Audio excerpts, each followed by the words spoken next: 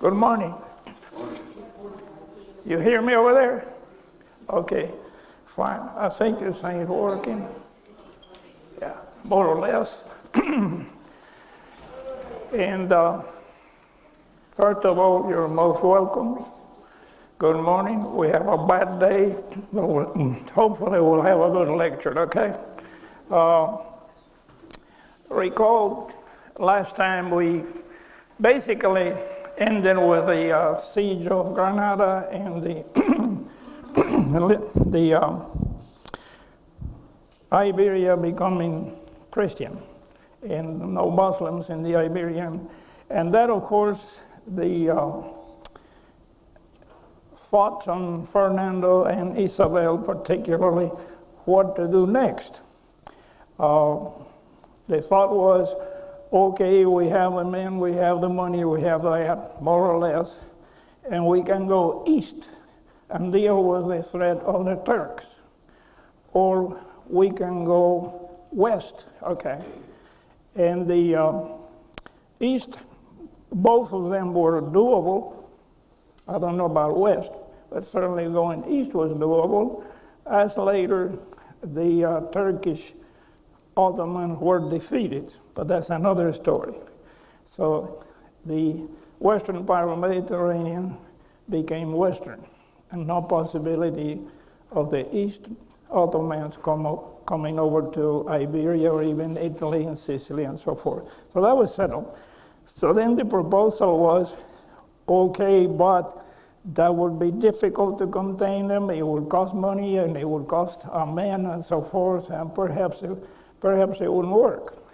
But then a guy named Columbus came and proposed, you can do the same thing because the earth is round and we don't have to go directly east. We can go west and go around and really get at the Turks from the other side where they're very weak.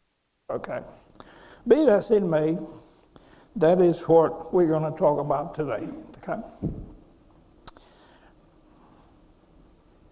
First, I thought a very short view of trade, because this is what we're talking about, trading, and not so much you hear? Okay. How about you, Sonny? You hear? I hear you fine there. Yeah. Okay. How about now there? You hearing? Okay. Let me know because I'm deaf. I don't know anything on that. Okay. I thought this is trade, and if we go historically, very briefly, it starts out in the 3rd millennium BC. This was trade right here.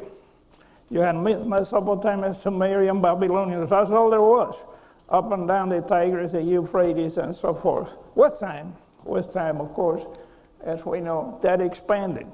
The natural trading things. I got goods, these guys need goods, and there was Greece came into the picture, and basically they wanted this stuff to come from the Indian Ocean cultures, empires.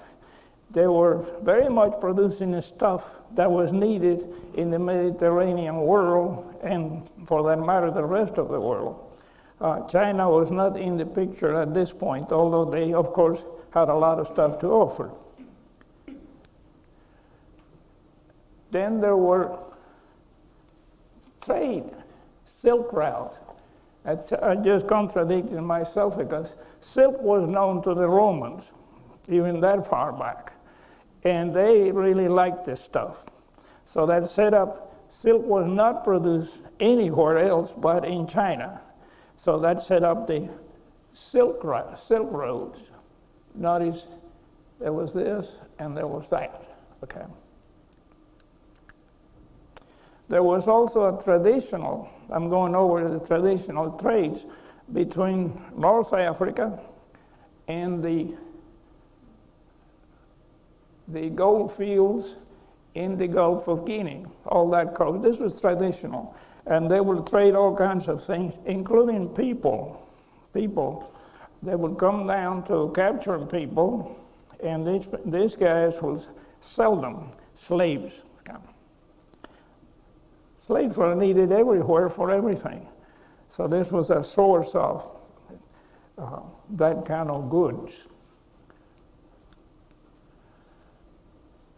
The world of medieval trade, there you have it summarized. It's not like we have today. If you said trade, it would go from here, even as far down as Mozambique, and it ended in the Strait of Gibraltar, although some exceptions there. Portuguese then, seeing that even though the Turks had taken the eastern side of the Mediterranean and controlled Egypt, so forth, even though they did not shut down trade, they made it difficult. The Portuguese could send goods to the east of the Mediterranean, and if they paid the Turks something, they could trade in Alexandria or something. This, you can imagine the bureaucracy and all the problems that arise when you start controlling trade that way. So the Portuguese said, no, this is not good for us. So they started, how about going down the Africa, the west coast of Africa, and their kings pushed this, supported this, and with time, they came on down Canary Islands, Cape Bojador, went even there to go south of here because they thought the sea would get so hot that it would just boil the ships and so on. Well, this is not so. They went down there and said, this is not so. And then they came around, Bartolome Diaz went around the Cape.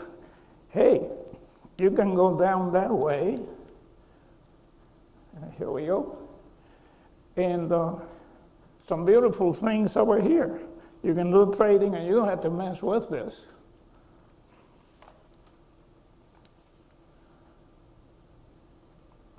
It became a yearly thing. Once a year, the fleet would come,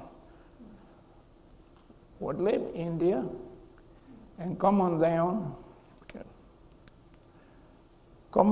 Africa, around the Cape, and go up. And this was a nice, relatively quiet thing. The Portuguese, I remind you, had the best fleet in the world, and more importantly, the best artillery. Nobody had cannons like the Portuguese had.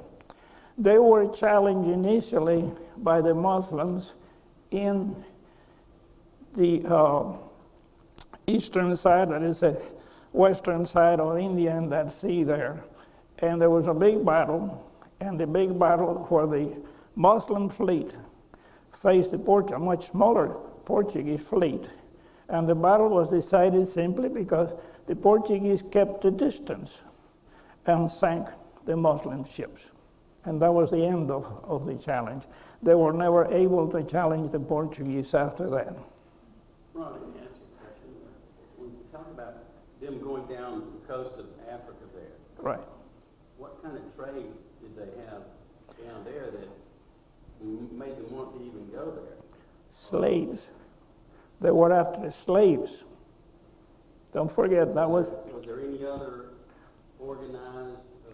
Well, the Portuguese had weapons, Well, I'm talking about in Africa itself. I was trying to figure out what's the condition of sub-Saharan Africa at that time. I'm not understanding. There were no organized governments or kingdoms or... Yeah, they would have, that was the... Sonny, you... I think the primary reason was they were seeking a route to the Far East. They were not as interested in Africa itself.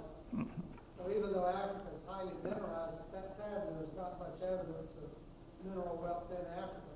They simply wanted to get around to get to the Far East. Well, were they establishing ports, basically? Well, they established... Ports to get around? Oh, yeah. The Portuguese government would support it, and they established treaties with the African tribes or kingdoms as they went down, and they held to them.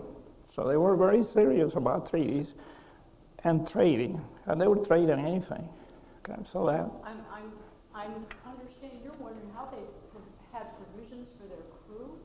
Where did they Yeah. get their stocks I on would the assume that way? they stopped and established ports and trading spots so that they would have places to be able to add Oh, yeah. food and supplies and They, repairs and things, because that would be a long trip, wouldn't it? They had to do it Rough because trip. a ship, a caravel at that time, could not do couldn't carry enough food for that. So that delimited how far down they could go. Then they had to go back. And so this was, and then the next guy would go down a little further, bring a little more food and so on. So that was less a political than simply a technical aspect. Okay. And I'll get into that. Okay. So here's I think a very romanticized view of Columbus exposing to Queen Isabel and Fernando, hey, let's go west. That's where the action is. Okay. So they convinced, and it was almost 10 years that he spent arguing the point with the King of Portugal and then Isabel and Fernando. But finally, in January of 1492, he gets to go ahead. He said, okay, we'll do it. He was given 3 ships, the Pinta, the Niña, and the Santa Maria. And he left on August 3rd, 1492. Now, the trip from Spain to the Canary Islands, the first stop was well known. So he made the Canary Islands very quickly.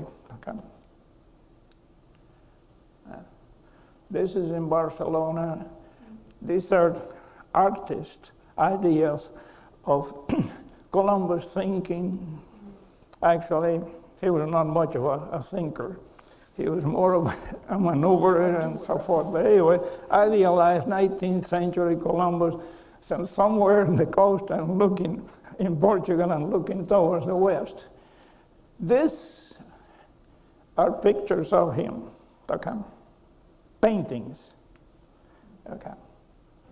But who was this guy? I mean, we don't know.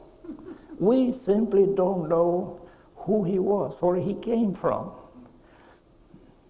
Traditionally, we think he was from Genoa.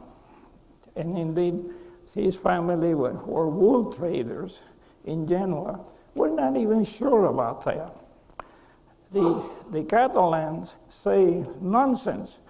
That name, we have it, a last name called Colom in Catalonia. He was one of ours. And if you go to Barcelona, there it is. It's in the port, there's this big statue, and there is Columbus pointing towards the west. Okay? So that's an argument.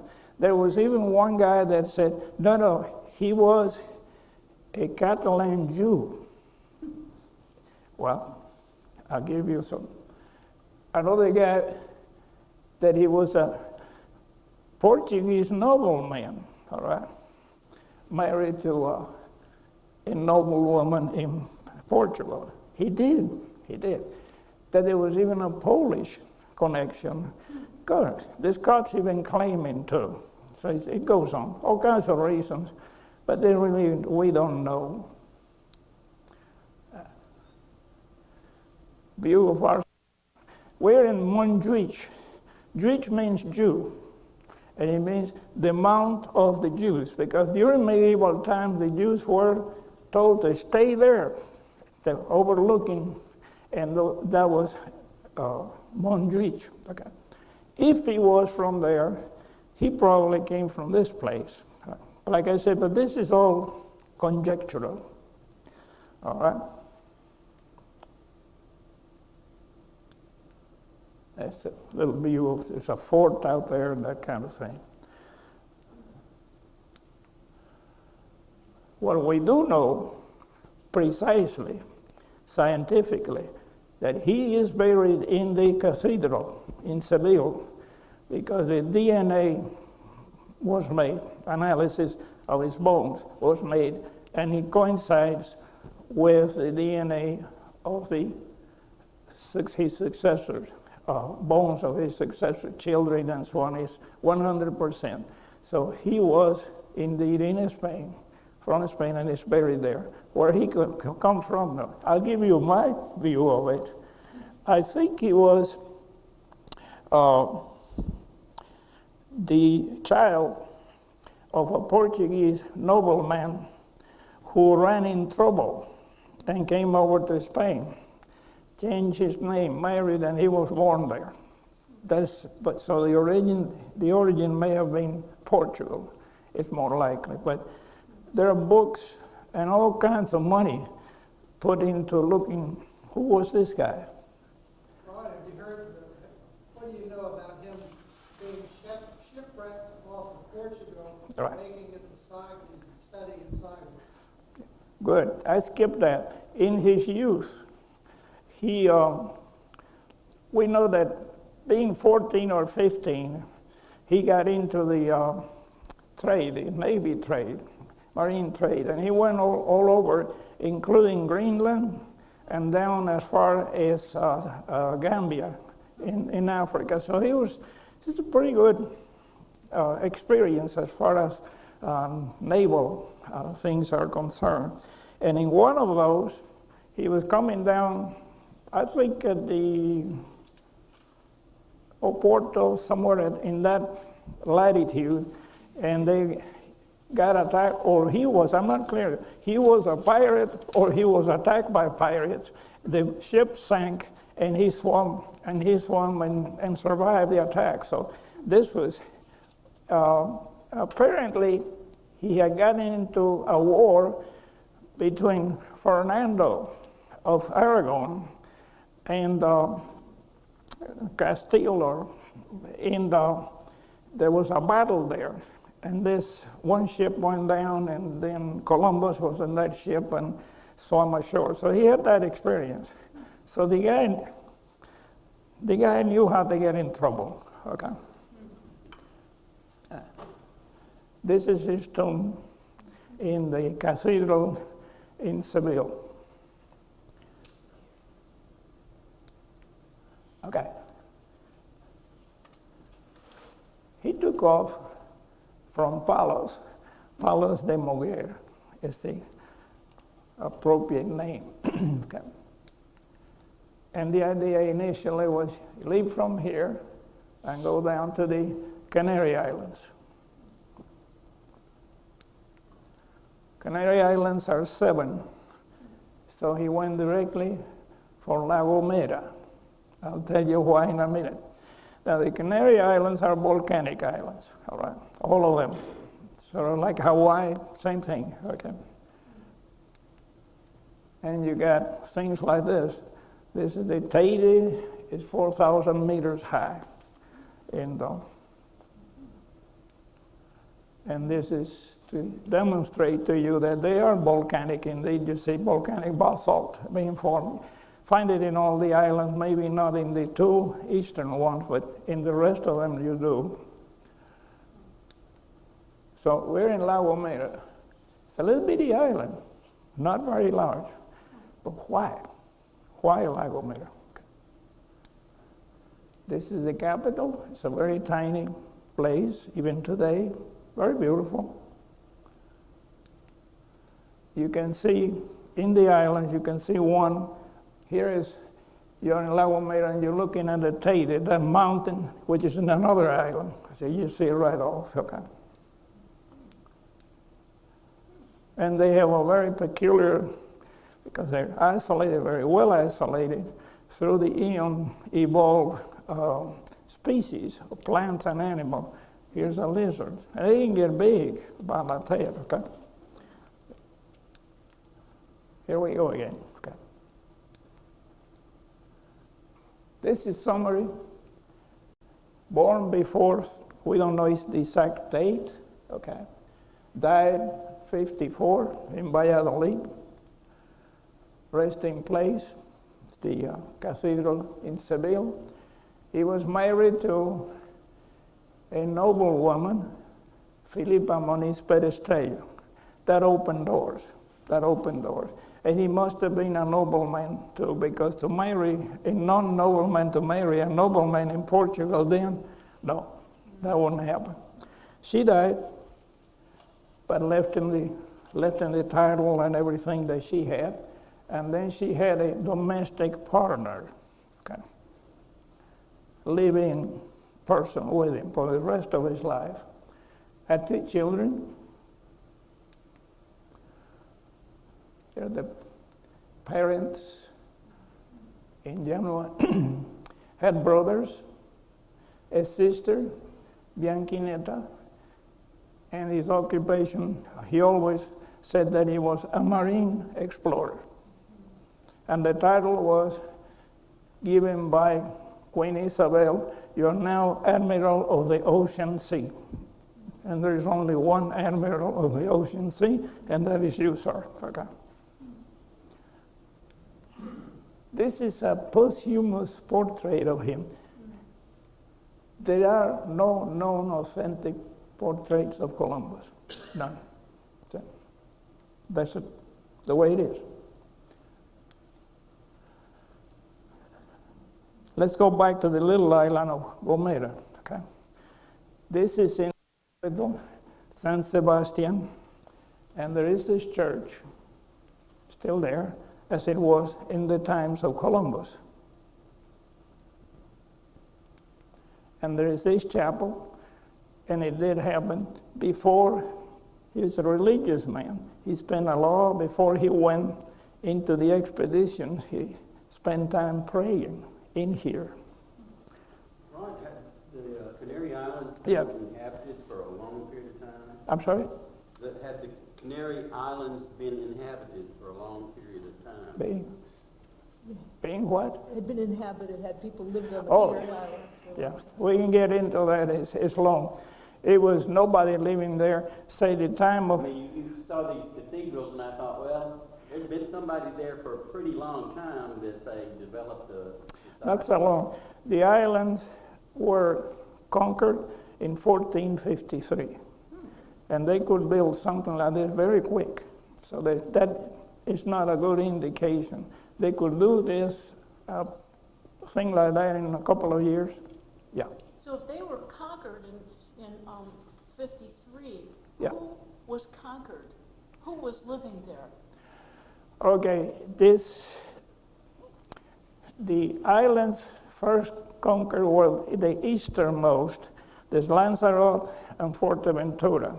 And it was the Crown of Castile allowed Sieur de Betancourt, a Breton from France, gave the right to conquer and take the islands. And they were very happy to do it because nobody else wanted it. And that has started the process that lasted some almost 50 years, one by another, okay? Okay. So that is the church. He prayed. And on the walls, they painted the fleet as it looked to them at the time when it was refitting and getting ready to go. Okay. So. And there is this whole thing. This is what makes, in my mind, thinking militarily makes the whole thing crazy. This was supposed to defend the town, that little tower. That's all they had. Okay. There's a Spain for you. And I put it there because there was this woman. And now you have the reason why he went directly to Gomera. This woman is Beatriz de Bobadilla Osorio, a noble woman. And she was in the crown with Fernando and Isabel. And Fernando took a liking of her. And Isabel quickly noted what was going on. And she was not pleased. She said, now you will be a governor, and send her to La Gomera, which is like Timbuktu, And there you will stay for the rest of your life as governess of La Gomera. All right? Right.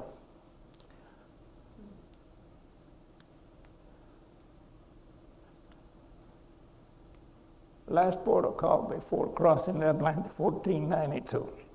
He could have gone to the other islands like Tenerife or the Gran Canaria that were much more developed at this time. No, but he went to La Gomera. He said to replenish his food, water supplies, intending to stay 4 days. Well, he stayed a whole month, okay? And of course, the governess had him in her palace, which still is over there. So I put that thing here, okay? All conjectures, okay? And I guess as an act of love or something, gave him sugar cane cuttings to take with you. Okay? Let's see. All right? These ships, let's leave this and get technical now. In Roman times, okay, the Greeks and then the Romans, they developed this thing, a trireme, and this is a war one. But the same thing was for merchant and trading. Okay. And that's all there was. All after the Roman Empire, there was something like this. Everybody had something like this with a whole bunch of oarsmen. Whether you trade or you did war, you had something like this. This is great if you're in the Mediterranean. But if you go across into the Atlantic, you know what's going to happen with this? You never find the guys again. You don't have 6, 8, 10-meter waves. And as in a good Atlantic storm, you don't make it, okay? As several did and never came back, okay? So the Portuguese, early on, being a predominantly naval nation, they said, we got to solve this, okay? We got to have something that we take into the blue waters and survive. I think we better stop now.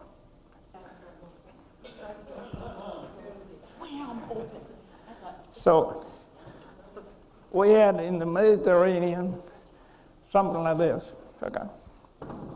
And actually this lasted a long time because if you were trading, that was not important, but if you were at war, you wanted a ship that could be propelled and maneuvered, so you didn't have any engine, so this was it. So this lasted even to the 1500s and 1600s. You still saw in the European naval battles these kinds of things showing up.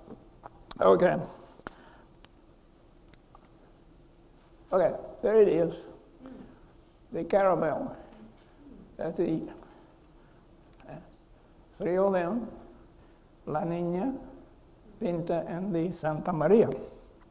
And I thought I would spend a little time on shipbuilding, okay, so that you get a...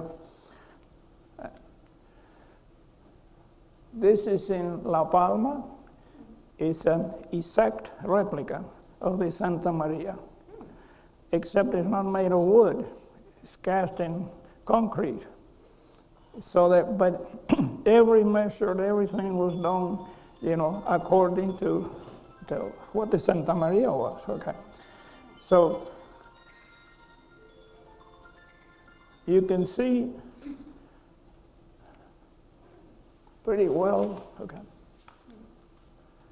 This is the poop deck, which is the back. So you have the prow and the poop, okay. So you had, you say, but why? Why this shape? Okay. Let's see. You notice this is low. This is a little not as high as that. Fighting. You wanted anybody attacking you, you wanted them to take it easy and go through here. And then you would cream him from up there. Okay. Was this about 75 feet or so? I'm sorry? Is that about 75 feet long, or? I'll give you, okay, this car gives you an idea of the size of it. It's big. It is big. I know it well because I've been in it several times. I'm always impressed on how well built it is and how the distribution of the load that they carry. Yeah. Of course, this is in case somebody got nasty. They would wheel in cannon. Okay, so. Oh, by the way, this is in Santa Cruz de la Palma, which is the westernmost island of the Canary Islands. That's where my people come from, okay? And there is a museum here. If you go there, do go in because it gives you all kinds of naval explanations and details of how, not only in the Santa Maria, but how sailors made it around at that time. And they have a lot of original stuff, not reproduction, but actually original stuff, which is nice to see. And that's the prow. First thing you notice in contrast with the trireme is that it sits high over the water surface. That take care of the big waves and so on. Also, you notice, okay. This is one at sea, and you notice there is this sail, and there are square sails. This sail is a lateen sail. This allows you to navigate, to tack against winds that are opposite to your direction. You tack, kind of zigzagging like that, and at the same time, you notice the square sails can be moved some so that they can get wind and propulsion, even against the wind. Point is, they were highly maneuverable. You couldn't do that with a trireme. No way. Okay. So did the Portuguese design this? The Portuguese devised what they call the caravel. Okay, where they come, how'd they get this? First of all, they were a naval nation. They needed something like this, okay? So that is quite an incentive, okay? The idea of the lateen sail is relatively old. It's a Latin, you think of Latin Rome, it's a Muslim concept. This is a Muslim dhow, Arabian dhow, and you see these lateen sails. Okay. And you say, well, why don't you just use those sails and forget about the square sails? There is a limit to how much load you can carry with a ship like that. And there is a limit to how wide the ship can be. This ship requires a relatively narrow, I don't know the figures, relatively narrow, and the load is limited. Okay? But as far as maneuver, you're hard pressed to catch these guys. Okay?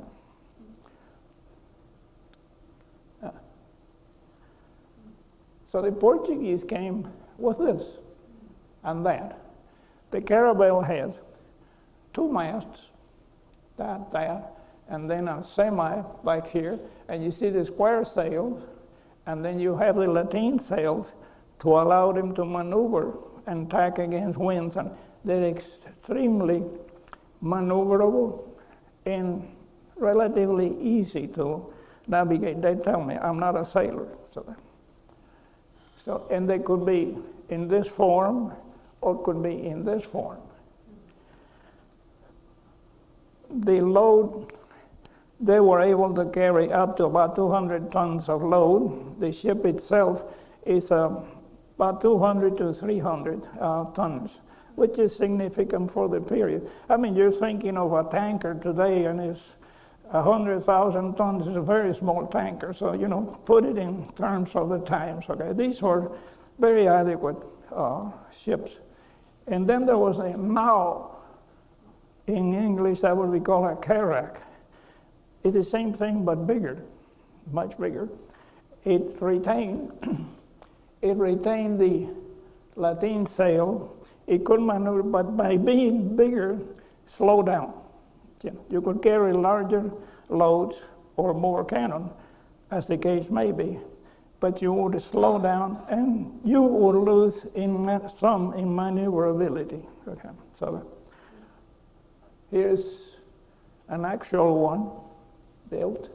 Also notice that you now have two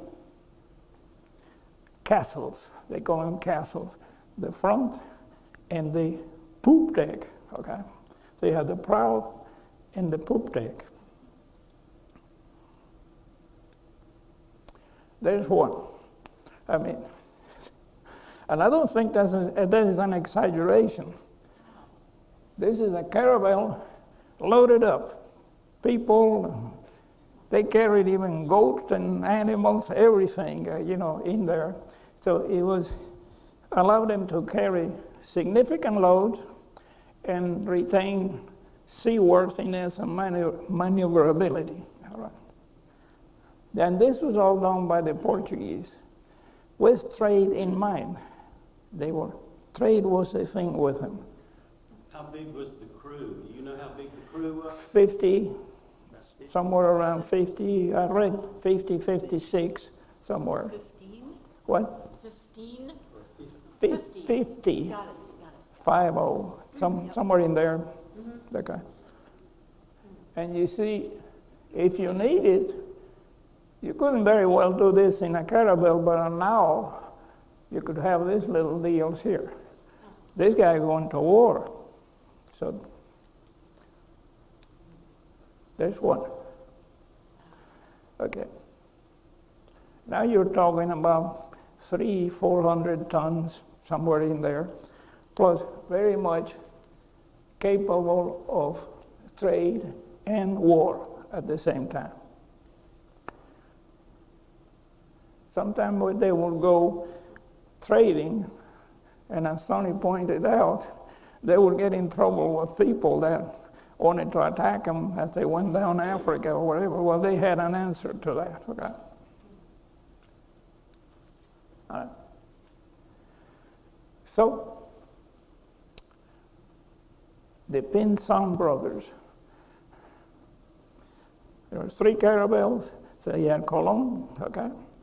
And then you had the Martin Alonso Pinzon in La Pinta, and then Vicente in La Niña. The word patron, P-A-T-R-O-N, requires explanation. A patron was above a captain, okay?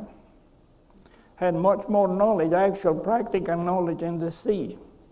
Would be like the English later would call a sea dog. They were not scared of going anywhere. They knew the sea and they would get into it, and were absolute leaders. They knew how to handle the crew without problems. Every now and then they had to hang somebody, but it got unruly, but that's okay. All right. These are still there. Palos de la Frontera. Palos is the name of the town, but they always are off the frontier. Frontier refers to the time that it was founded when there were Muslims and Christians, and the frontier was right there. Okay. So you find that in Spain, this or that de la Frontera. That tells you pretty much the time and where the line between Christian and Muslims was. Okay. Okay. All right, there he is. He flew the flag of Castile, because see, you have Castile, This is, and then Leon, the lion. Those were the two kingdoms, so he flew under Isabel, not Fernando. Fernando was kind of cool on it, although he later joined, but Columbus was under. Okay. Another 19th century idealization of they are, 2 months out in the sea. Things are, water is low and everything is low, desperate. And somebody said, land ho, there, we see it. Okay. I'm sure they have been a little different.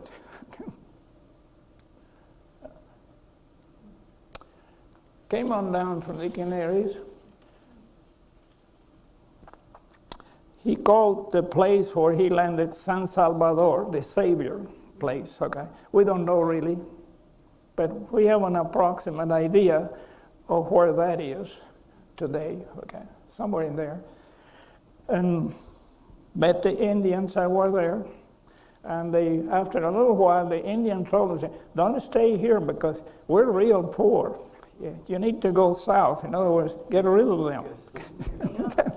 There's gold. Because one of them had some gold, and quickly they went up and grabbed it. They said, where did you get this? And then by then they knew that these guys had to be handled carefully. They said, no, here, this is only a little bit. If you go further south, and they indicated to them where to go, okay? So they were communicating by sign language. They had one guy who was a translator who absolutely was useless because all he knew was Arab and some of the European language, and there was no connections, but it was just by you're right. Okay. All right. Went down to Cuba. I hate to keep asking you questions, but who were the people on these islands that they ran into? I'll show you. I'll show you. Okay. So they were of Arawak Indian stock. Okay. And we have pictures, actual pictures of it. Okay, they went down to Cuba, went up to Cayo Cruz. I've been there. And then went down this way. In the end, wound up in the Hispaniola, the island that today is Haiti and the Dominican Republic. His place of landing is in Haiti, in the northern part, in the northern coast, right there. And he established a fort, Navidad, Christmas fort, and then went back to Spain and left the fort over there.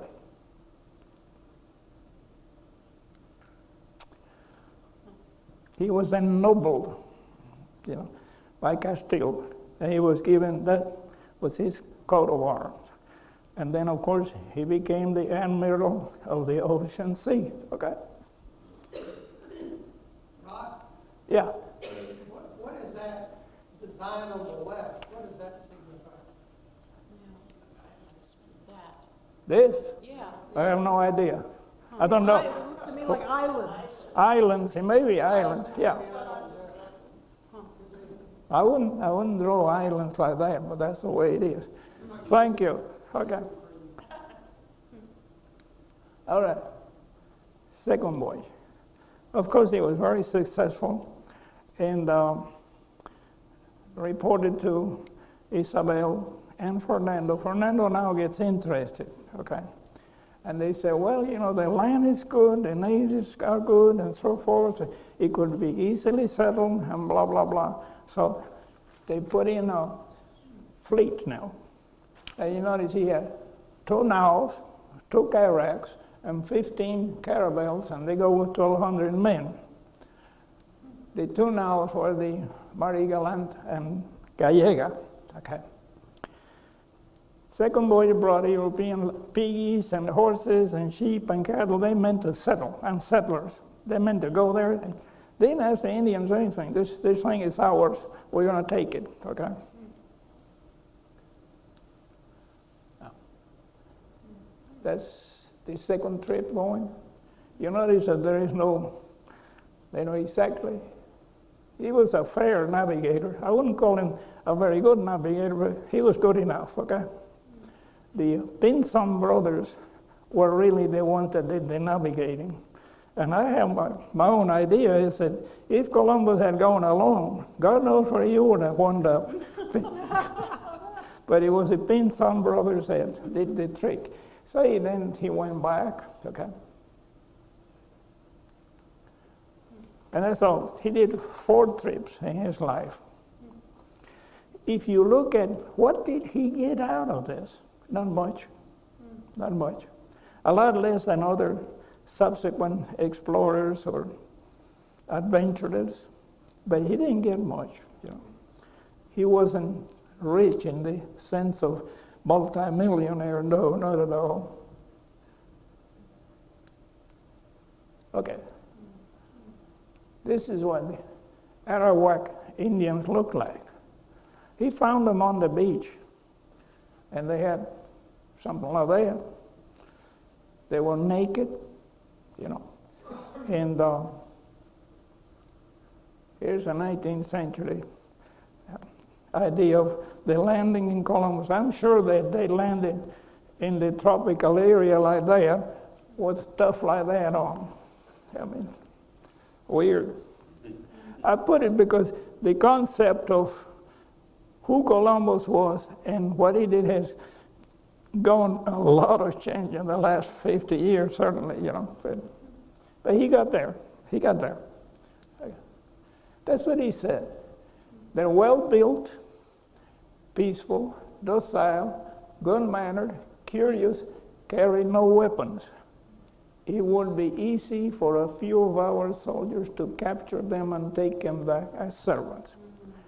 Columbus, remember, one of the wealth, the loot was slaves. That's what he meant. Take them back and sell them in the Seville slave market. Doña Isabel was not pleased by that statement and didn't do anything. She wasn't pleased because she was a very religious person, and she looked at them as potential Christians. They could be Christianized, and she was not going to have this people out there. Yes, they had not had the Christian faith, but God put it to us so that we could convert them, not enslave them. Okay. This had consequences in the history of Spain, and it went on for about some 50 years until Philip II, the emperor, finally got fed up. Are they enslavable or non-enslavable? So he said, okay. So he set up a debate in the University of Valladolid, Sepúlveda and Las Casas, one arguing that the Indians were really not much of Christian stock or anything. They were put there so that, by God, so that we could make use of them. And Las Casas said, not at all. They are potential Christians like the others, and you have no right to even consider the thought of enslavement. Okay. In the next one of the next lecture, I'll go into that very interesting debate. First one in Europe that considered non-Europeans, whether they were a slave stock or not, and the reason why. Very nice argument, very, very good arguments. Okay. These people, these very nice-looking people, okay, they've been various indigenous people had settled the Caribbean area for a long time, and the anthropologists claim some from 1500 to 200 BC, before Christ, the Orotroy people, or the Corozo, 1,000 years. And they have evidence on this, you know, carbon dating and some other dates from bones. And he goes, it's quite a few. Arawak, these people, part of those, these are the ones that Columbus encountered, the Lucayans. Okay. That's what they look like. This picture was taken in the 1890s, so it's fairly recent as far as we're talking about. But they look like that. Okay.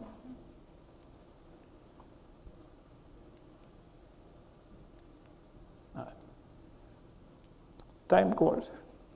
Summary. He's born in Italy. I neglected to tell you something about Genoa. The Genoese bankers were thick as fleas in Seville. That was where the money was. When gold came from the Americas, later the empire, it went to Seville, what they call the Casa de la Contratación. That was established by the Catholic kings. And it was, if you wanted to do anything in the Americas, they didn't use the word colonies. That's a 19th century term. In the Indies, okay? You had to first obtain permission from these people, bureaucrats over there. You had to have a plan, and what are you going to do, what are you going to do, what are we going to get, what do you expect, all of that. And when you returned, you had to go there and give a report of what happened, you know. So that, we're very fortunate because a lot of things that happen in America are, if you're a good historian, you go there and oftentimes you find the whole description, a whole expedition, whether it succeeded or went down. Many did not make it, but they're registered there having left on such date for this purpose, okay? So, October 12, we know. Then the second voyage, the next year, the third voyage, oh, and he dies. What did he die of? I don't know.